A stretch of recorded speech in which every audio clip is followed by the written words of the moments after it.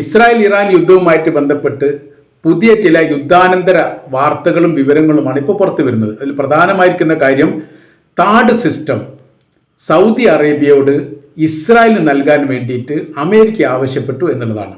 ഇറാന്റെ പ്രതിരോധ സംവിധാനം വളരെ ശക്തമാണ് എന്നുള്ളതും അവരെല്ലാ കാലത്തും നിങ്ങൾക്കും ഭീഷണിയാണ്, അതുകൊണ്ട് ഇപ്പോൾ പ്രതിരോധിക്കാൻ പറ്റുന്ന അല്ലെങ്കിൽ തകർക്കാൻ പറ്റുന്ന സാഹചര്യമാണ് എന്നതിനാൽ നിങ്ങളുടെ കൈവശത്തിലുള്ള, അതായത് സൗദി അറേബ്യക്ക് അമേരിക്ക നൽകിയിരിക്കുന്ന താഡ് സിസ്റ്റം ഇസ്രായേലിന് നൽകി സഹായിക്കണം എന്നാണ് സൗദി അറേബ്യയോട് അമേരിക്ക ആവശ്യപ്പെട്ടത്. എന്നാൽ തങ്ങൾ അത് നൽകില്ലെന്നും തങ്ങൾ ഒരിക്കലും ഇസ്രായേലിനെ സഹായിക്കില്ലെന്നും അവർ മറുപടി പറഞ്ഞതോടുകൂടി അമേരിക്കക്ക് വലിയ രീതിയിലുള്ള പ്രയാസമായി.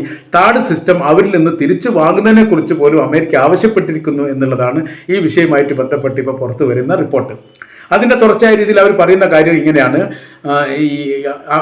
സൗദി അറേബ്യയുമായിട്ട് അവർ ഉടക്കുന്ന ഒരു സാഹചര്യങ്ങൾ ഉണ്ടായാൽ ഒരു പക്ഷേ അത് ബന്ധത്തിന് സാരമായിട്ട് ബാധിക്കും എന്നതിനാൽ അതിൽ ഇടപെടരുത് എന്ന് ഇന്റലിജൻസ് അമേരിക്കൻ പ്രസിഡന്റിനെ ഉപദേശിച്ചിരിക്കുന്ന വിവരം പുറത്തു വന്നിട്ടുണ്ട്. 2016 കാലത്താണ് ഹൂത്തികളുമായി നേർക്കുനേരെ അക്രമ യുദ്ധങ്ങൾ ഉണ്ടായ സമയത്ത് പ്രതിരോധ സംവിധാനമായിരിക്കുന്ന താഡ് സിസ്റ്റം അമേരിക്കയിൽ നിന്ന് ഇവർ വാങ്ങുന്നത്. യുടെ കൈവശത്തിലും സൗദി അറേബ്യയുടെ കൈവശത്തിലുമാണ് ഈ താഡ് സിസ്റ്റം ഉള്ളത്. ഈ താഡ് സിസ്റ്റം ഉപയോഗിച്ചുകൊണ്ട് പ്രതിരോധിക്കാൻ വേണ്ടി സാധിച്ചിട്ടുണ്ട്. പിന്നീട് അത് യുദ്ധം അവസാനിച്ചതോടുകൂടി പ്രതിരോധ സംവിധാനമൊക്കെ ഇവരുടെ കൈവശത്തിലായി. അതാണ് അമേരിക്ക തിരിച്ച് ചോദിച്ചിരിക്കുന്നത്.